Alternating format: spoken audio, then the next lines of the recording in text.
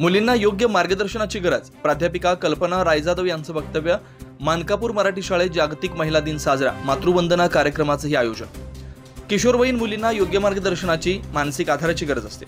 त्यासाठी आईने, घरातील महिलांनी, महिला शिक्षकांनी पुढाकार घेणं आवश्यक आहे, असं प्रतिपादन प्राध्यापिका कल्पना रायजाधव यांनी केलं. त्या मानकापूर सरकारी उच्च मराठी प्राथमिक शाळेत आयोजित जागतिक महिला दिनानिमित्त प्रमुख व्याख्याते म्हणून बोलत होत्या. अध्यक्षस्थानी MCDMC कमिटीच्या उपाध्यक्षा पल्लवी कुंभार होत्या. कल्पना रायजाधव पुढे म्हणाल्या की वयात येणाऱ्या मुलीच्या हार्मोन्समध्ये बदल होतो, त्यामुळे तिच्या मानसिकतेतही बदल होतो. अशा वेळी तिला अस्वस्थता, नैराश्य, कुतूहल आदी कारणांमुळे वाईट विषयांकडे ओढा निर्माण होऊ शकतो. घरात प्रेम मिळालं नाही की ती बाहेर प्रेम शोधू लागते. मोबाईल, सोशल मीडियामुळे त्यात आणखी भर पडते, त्यामुळे त्या आणखीनच बिघडतात.